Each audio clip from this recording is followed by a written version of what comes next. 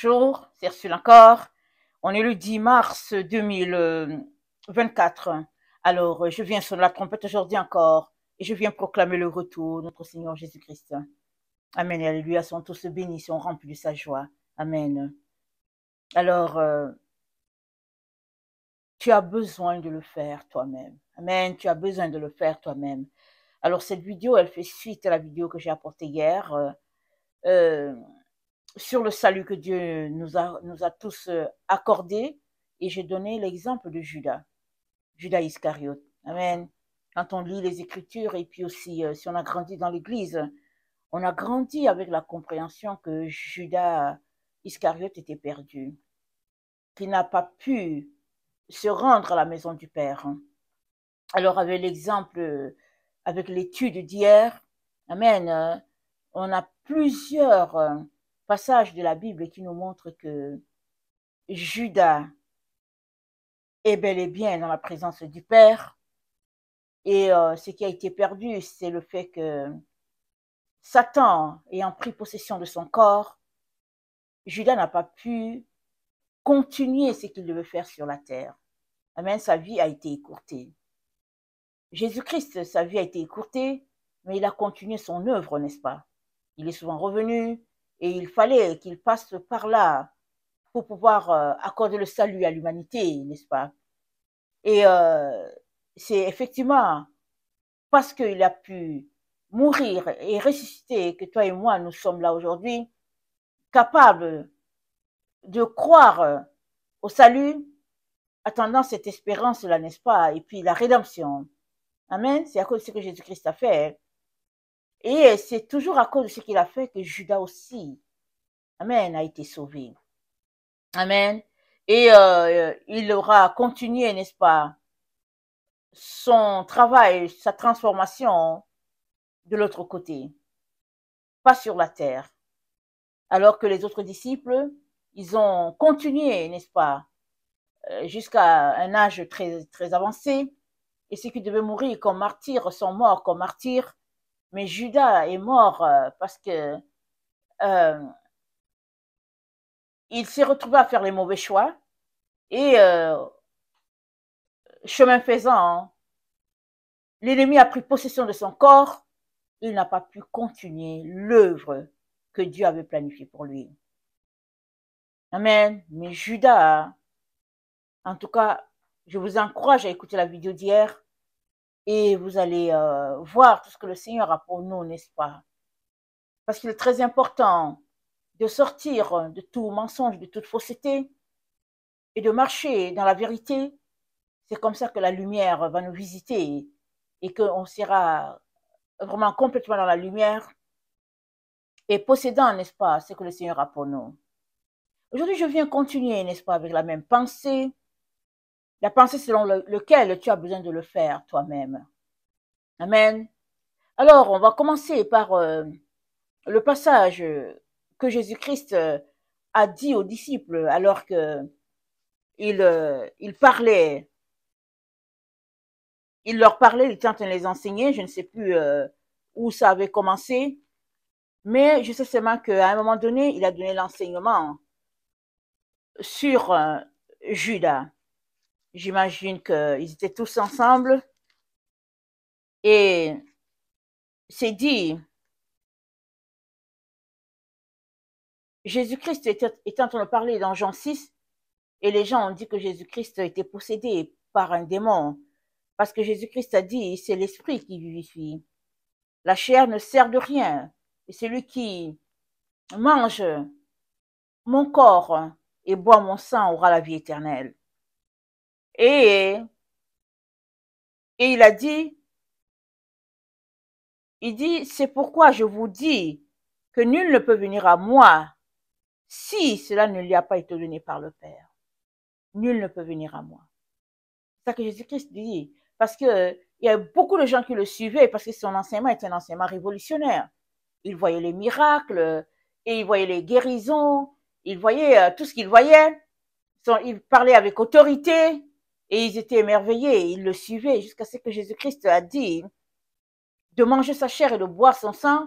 Comme ils n'ont pas compris, ils ont pensé que c'est une affaire de cannibalisme et puis ils ont dit c'est quelqu'un qui a des problèmes de, il est fou et puis on va pas le suivre. Et beaucoup se sont retractés. Et Jésus-Christ leur a dit, mais et vous, vous ne partez pas? Et Simon-Pierre a dit, il a dit, Seigneur, à qui irions-nous? Tu as les paroles de la vie éternelle.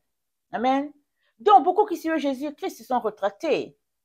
Mais les 12 sont restés avec certaines femmes qui étaient là. Judas était parmi les 12. Amen. Il était parmi les 12 qui sont restés. Et Jésus-Christ, c'est de dire, au verset 69 de Jean 6, il s'est dit, et nous avons cru et nous avons connu que tu es le Christ, le Saint de Dieu. Jésus leur répondit, n'est-ce pas moi qui vous ai choisi, vous les 12, et l'un de vous est un démon. Il parlait de Judas Iscariote, fils de Simon, car c'était lui qui devait le livrer. Lui, l'un des 12. Amen. Jésus-Christ dit que Judas est un démon, n'est-ce pas? Alors, le démon, c'est quoi? C'est une entité spirituelle qui oppose l'Esprit de Dieu. Amen. Alors, il y a les démons que c'est juste qu'on dit, ah, telle personne est possédée par un démon. Et tu vois les manifestations. Ou bien, il y a des démons aussi sous forme humaine. Et puis, c'est là, et puis c'est tout simplement que c'est juste des démons, comme un peu le cas de Judas. Et il y a aussi cette situation qui est nouvelle dans le temps dans lequel nous sommes, et ce sont ces programmes mis en place, soit pour nos enfants, dans la société, des programmes mis en place par l'informatique ou bien l'intelligence artificielle, avaient pour but de changer la manière dont les humains pensent. Amen. C'est une façon d'amener les humains à penser d'une manière. Regardez un peu la génération des TikTok, regardez un peu la génération des enfants cellulaires et tout ça. Leur façon de penser, c'est différent, toujours en opposition avec ce qui est. Et les parents doivent toujours, au fait, travailler d'arrache-pied pour ramener la, la pensée, le flux de la parole à la manière normale, n'est-ce pas? Et ça, tout ça, c'est à dessein. C'est tout ce que l'ennemi met en place, n'est-ce pas? Pour pouvoir conduire les humains sur un chemin qui n'est pas celui-là de Dieu. Donc, Judas avait un sérieux problème. Et le problème qu'il avait, l'identifiait à l'esprit qui agissait en lui. Et nous savons que dans Jean 6, on sait très bien qu'il dit que Judas n'était pas content quand Marie a rompu le parfum sur la tête de Jésus. Et c'était pour la sépulture de notre Seigneur. Mais Judas était pas content. Il a dit, pourquoi est-ce qu'on gaspille cet argent-là? Pourquoi est-ce qu'on gaspille cette huile, ce parfum? On aurait vendu le parfum et on aurait acheté des vivres pour les pauvres. Et c'est dit que c'est pas parce qu'il se souciait des pauvres, mais c'était parce qu'il était voleur. Et c'est lui qui avait la trousse, c'est lui qui était l'économe du groupe. Il tenait la caisse et il prenait l'argent comme il voulait. C'était lui qui gérait. Et il se servait.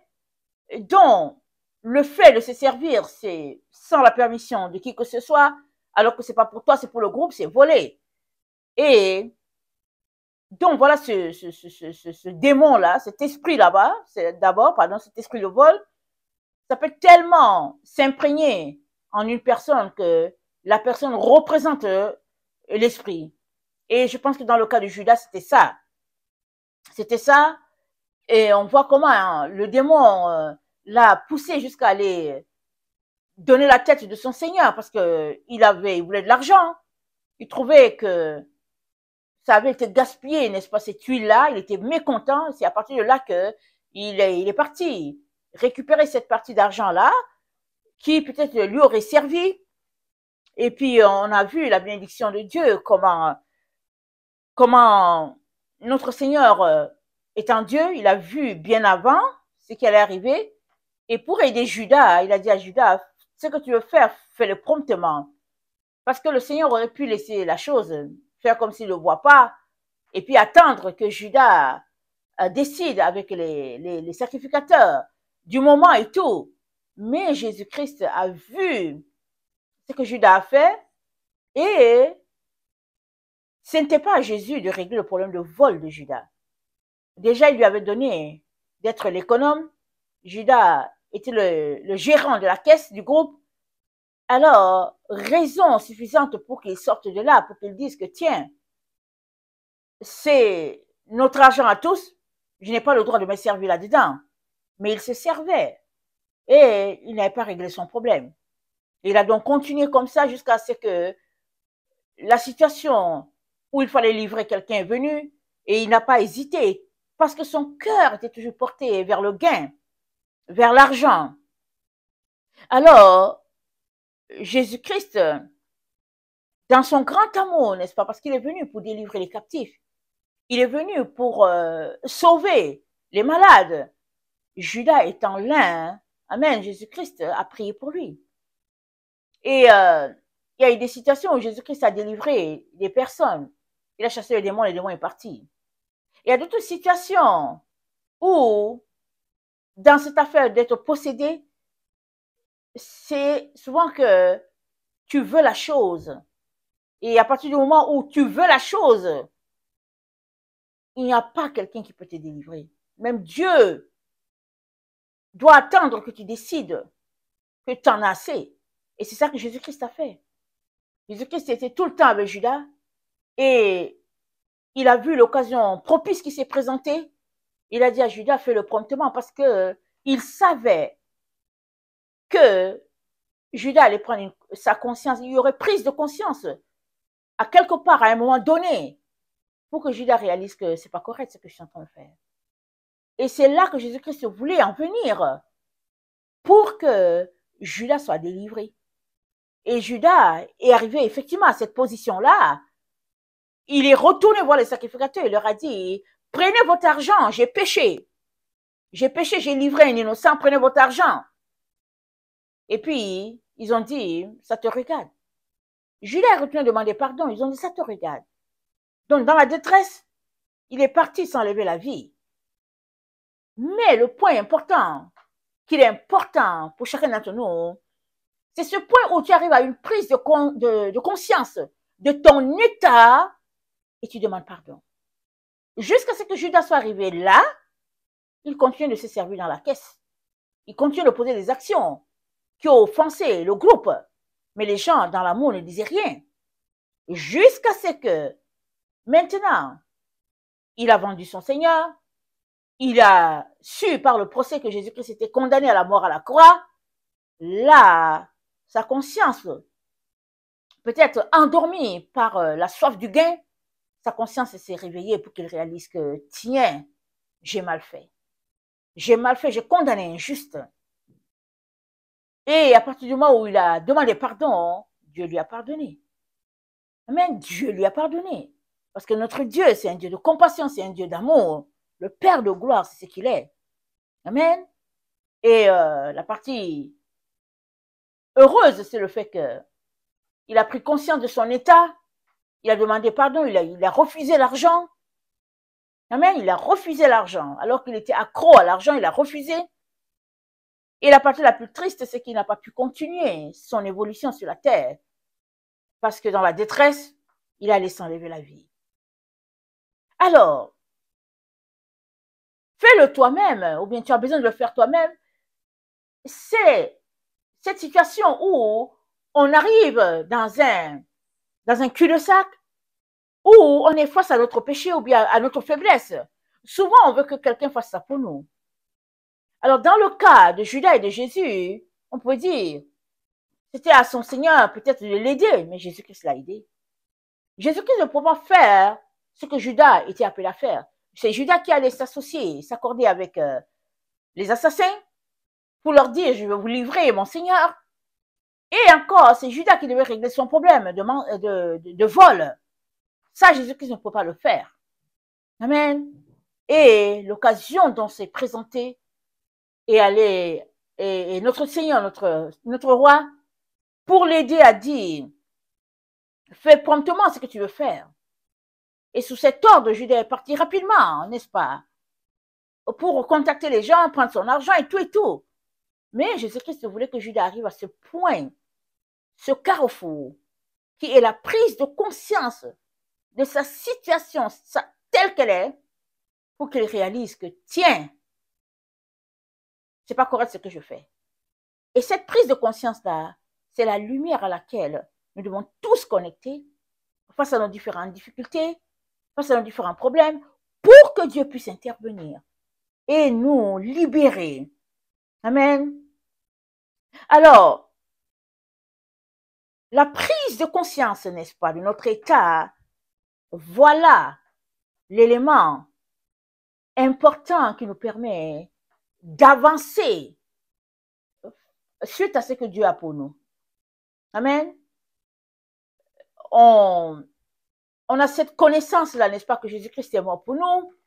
Il a tout payé et on se réjouit. On peut s'arrêter là et ne plus avancer du tout.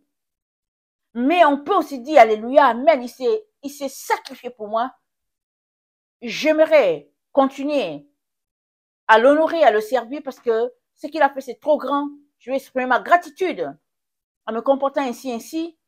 Et puis, j'aimerais continuer de grandir dans ce que Dieu a pour moi. Et c'est cette prise de conscience-là, n'est-ce pas, que nous avons tous besoin pour pouvoir accomplir notre œuvre sur la terre et continuer dans l'évolution que Dieu a pour nous jusqu'à devenir une âme qui soit une lumière brillante, n'est-ce pas, comme notre Seigneur Jésus. Alors, c'est à toi de le faire, nous amène, n'est-ce pas, à cette situation où, là où nous sommes appelés à décider. Amen. De quelle direction nous allons prendre. Alors, nous sommes éduqués dans une église avec la compréhension de l'église de Jésus-Christ sauvée, n'est-ce pas, par notre Seigneur. Et nous sommes aussi informés que nous sommes dans les temps de Noé. Et dans les temps de Noé, il y avait les géants sur la terre.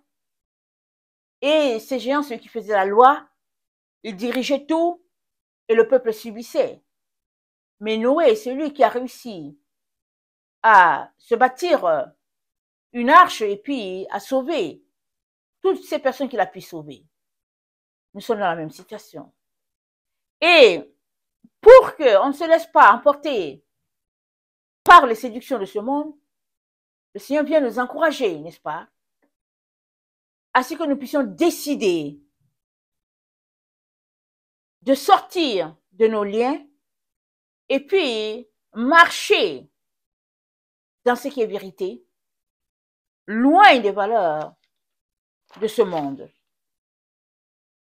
Parce que Christ nous a affranchis pour la liberté. C'est dans Jean 8, le verset 30 à 36. C'est pour la liberté qu'il nous a affranchis. Alors, une fois qu'on est bloqué, qu'on n'avance pas, c'est le temps de s'arrêter pour dire, mais pourquoi est-ce que je ne semble pas avancer? Et très, très souvent, ça peut être un péché, ça peut être une ignorance par rapport à quelque chose, et puis on est bloqué, on n'avance pas.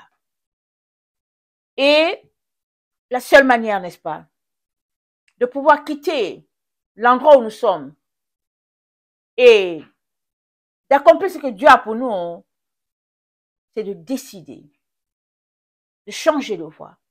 C'est de décider de marcher dans l'autre voie. C'est de décider de repousser le mal. C'est de décider de ne pas s'asseoir avec ceux-là qui posent des intrigues. C'est de décider. Alors, les envahisseurs sont au milieu de nous. Ça n'a pas commencé aujourd'hui.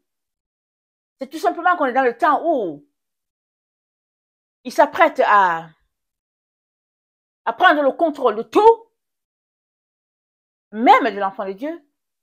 Et le Seigneur te dit qu'il t'a doté de tant de qualités pour que tu puisses tenir ferme. C'est dit quoi? Tenir ferme après avoir tout surmonté. Après avoir tout surmonté, tenir ferme. Alors, nous sommes donc encouragés par notre Père, par notre Dieu, à tenir ferme devant les situations. Et c'est la seule manière pour toi et moi de pouvoir continuer notre marche dans notre Dieu et de pouvoir arriver à accomplir ce que Dieu a pour nous. Alors, chacun a besoin de décider pour lui-même. Moi, je ne peux pas décider pour toi, tu ne peux pas décider pour moi. Quoique, il y a des gens qui veulent décider de la vie des autres. C'est ça la vie des démons.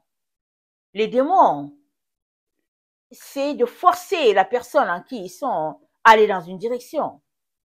Et quand les parents accourent pour voir Jésus, pour dire ma fille est possédée, c'est que c'est le démon qui parle, c'est pas l'enfant. Et quand on sait distinguer les deux choses, amen, on cherche du secours immédiatement parce qu'on sait que, tiens, il y a une autre entité qui est en train de gérer la vie de mon enfant. Alors, c'est de ça qu'il est question. Et dans Luc 21,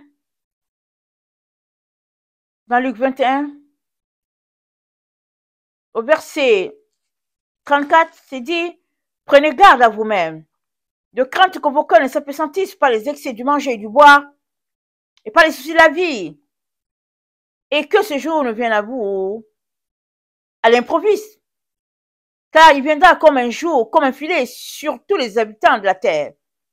Veillez donc et priez en tout temps, afin que vous ayez la force d'échapper à toutes ces choses qui arriveront et de paraître debout devant le Fils de l'homme.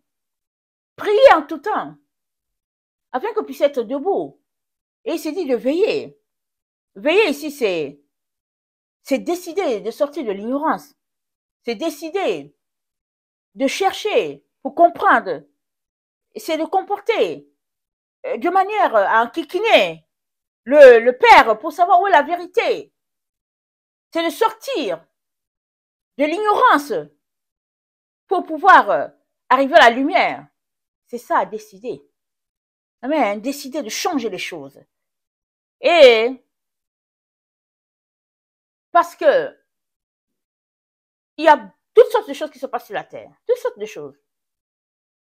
Il y a des gens qui sont possédés par des esprits impurs. Il y a des situations où les gens sont méconnaissables. Tu les regardes, tu dis, mais attends, ils ont changé. C'est pas la même personne. Il y a des situations où maintenant, corporellement, les gens sont dans toutes sortes de tenues. Tout est changement autour de nous. Mais en tant qu'enfant de Dieu, on doit marcher selon ce que le Père attend de nous et on doit posséder notre espace et on doit vivre de manière à lui être agréable en tout temps et de manière à le révéler à quiconque aimerait savoir plus sur lui. Alors, c'est le temps où nous ne devons pas dormir. Amen. Le 69, c'est le temps d'être éveillé, réveillé.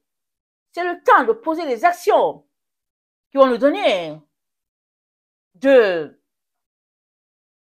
marcher dans ce que Dieu a pour nous.